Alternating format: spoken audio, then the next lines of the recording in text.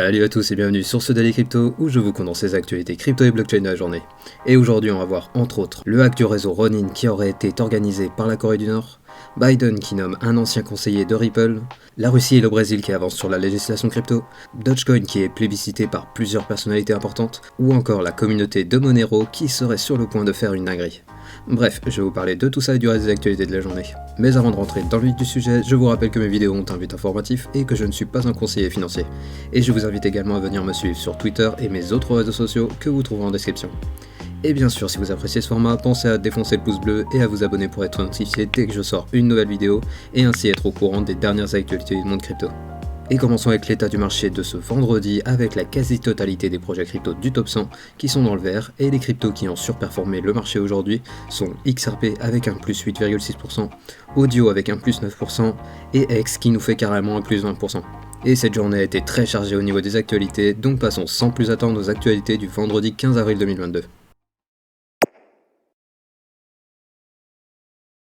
On débute les actualités du vendredi avec la plateforme Realty qui vient de lancer son protocole qui se nomme RMM et qui permet l'emprunt de crypto grâce à ses propriétés immobilières. Et pour rappel, Realty est une plateforme qui s'est lancée en 2019 et qui permet l'investissement dans l'immobilier via ce que l'on appelle la tokenisation de l'immobilier. Et pour faire très simple, la tokenisation de l'immobilier, c'est l'émission d'un ou plusieurs tokens qui représentent la propriété d'un bien immobilier sur la blockchain. Et donc la plateforme Realty propose aux particuliers d'acheter la propriété d'une fraction d'un bien immobilier aux USA sous forme de NFT. Donc en gros, la tokenisation de l'immobilier permet de créer un registre qui récapitule à qui appartient l'ensemble des biens immobiliers sous gestion grâce à la blockchain. Et pour faire un comparatif avec la France, ici la blockchain représente le registre du cadastre qui comporte toutes les informations sur la propriété de l'ensemble des propriétés en France. Et la différence est que la blockchain permet une facilité et une rapidité de gestion de ces informations qui est incomparable avec les registres utilisés actuellement. A savoir que pour le moment en France, il n'est pas possible de tokeniser un bien immobilier à cause d'une loi qui impose que le propriétaire doit être pleinement identifié au niveau des impôts. Et donc aujourd'hui, la société Realty, qui propose ses services aux USA, rajoute un nouveau service via son protocole RMM qui permet désormais d'emprunter de la liquidité grâce à sa propriété immobilière. Ce qui veut dire qu'aux USA, il est désormais possible de tokeniser un bien immobilier et de se servir de ces tokens comme collatéral pour pouvoir emprunter d'autres cryptos. Bref, vous l'avez compris, la blockchain arrive dans l'immobilier et elle pourrait bien entraîner une mutation de ce secteur si le cadre réglementaire le permet. Et merci à Alfinet qui m'avait rappelé en commentaire cette actualité que j'avais ratée.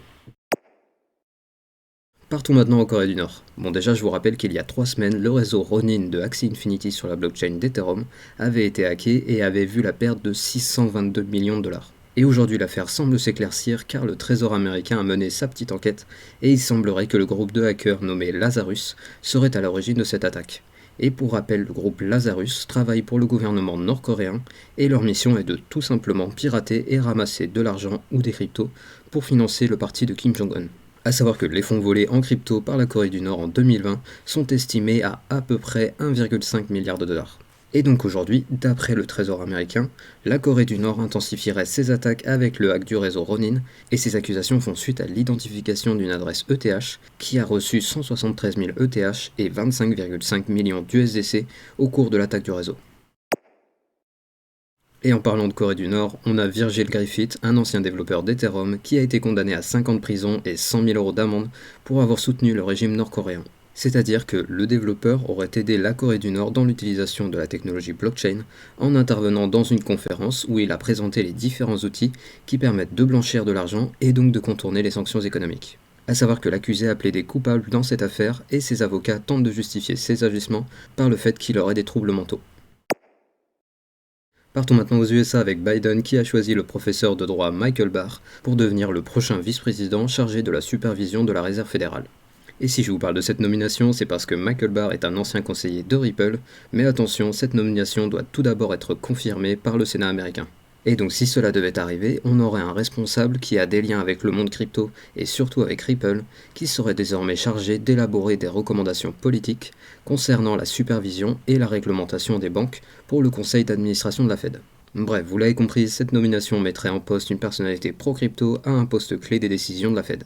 Et suite à cette annonce, le cours du XRP a très bien réagi, car comme je vous le disais en intro, le token a surperformé le marché avec un plus 8%. Et pendant ce temps en Russie, on a le gouvernement qui aurait finalisé un projet de loi qui encadrerait le secteur crypto. À savoir que la législation se concentrerait principalement sur la régularisation du secteur du minage, car le gouvernement estime que le pays a un gros potentiel dans ce secteur et il pourrait apporter des avantages au pays. De plus, le projet de loi pourrait autoriser les paiements et investissements en crypto-monnaie, mais pour cela, il y aurait bien sûr un large éventail d'exigences pour les politiques d'identification, de comptabilité et de certification qui doivent être remplies par les investisseurs en crypto. Et finalement, les sociétés étrangères qui voudront proposer des services crypto en Russie devront tout d'abord obtenir une licence auprès des autorités financières du pays. Bref, pour le moment, il n'y a rien d'acté et comme d'habitude, comptez sur moi pour vous en reparler quand on aura plus d'informations. Partons maintenant au Brésil avec le Sénat qui est en train de préparer une loi qui se nomme Loi Bitcoin. A savoir que d'après Chainalysis, le pays est en 14e position en termes d'adoption des cryptos et le pays a déjà validé 5 ETF en lien avec les cryptos.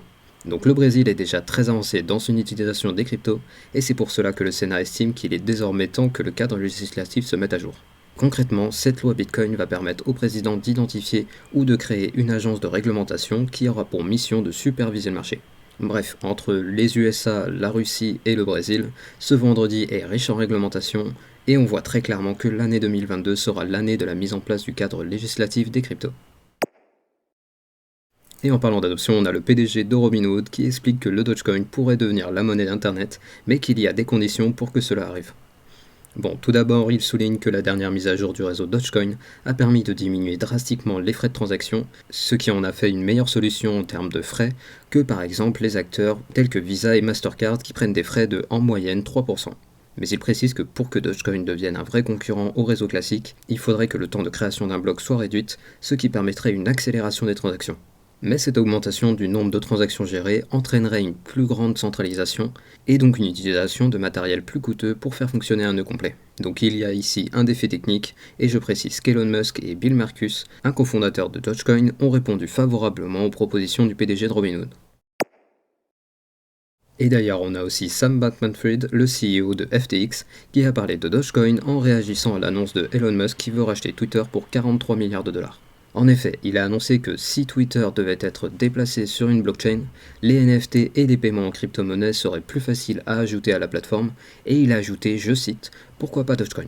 Et il a également déclaré que le passage de Twitter sur une blockchain publique permettrait aux communautés de reprendre le contrôle de leur contenu, ce qui permettrait aux utilisateurs de choisir comment sera gérée leur communauté, et donc cela allégerait la pression sur l'entreprise au niveau des décisions de quel type de contenu pourrait être interdit. Bref, il y a actuellement beaucoup de personnes qui réfléchissent à un futur modèle décentralisé de Twitter qui pourrait à l'avenir se tourner vers le Web3 en intégrant les cryptos et la blockchain, et tout cela pourrait donner, au moins en partie, le pouvoir de gestion de la plateforme aux utilisateurs. Mais revenons au secteur crypto avec le metabonding de Elrond qui est désormais live. Donc depuis ce vendredi, vous pouvez désormais réclamer les récompenses issues du stacking de GLD et des MEX dans la pool de metabonding. A savoir que le metabonding est un programme qui vise à créer un lien entre les investisseurs et les nouveaux projets qui arrivent sur le réseau en permettant aux utilisateurs de gagner en récompense des tokens des projets qui se sont engagés à offrir 10% de leur supply à ceux qui stackent leur GLD et leur MEX.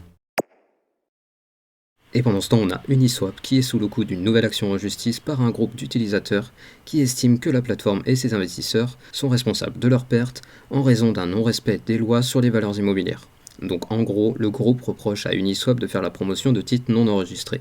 De plus, il dénonce des frais de transaction qui ne seraient pas divulgués, et finalement il dénonce que la plateforme comporte des tokens qui sont tout simplement des arnaques. A savoir que pour le moment, la plateforme n'est pas encore réglementée, et que par conséquent il est difficile de savoir si ces accusations tomberont sous le coup de la justice. Et de son côté, Uniswap déclare qu'ils émettent constamment des messages d'avertissement sur les risques inhérents à faire du trading sur leur plateforme, et il précise que le groupe qui les attaque en justice serait un groupe de personnes qui auraient peu d'expérience de trading sur la plateforme, et que les accusations qu'ils font sont sans fondement.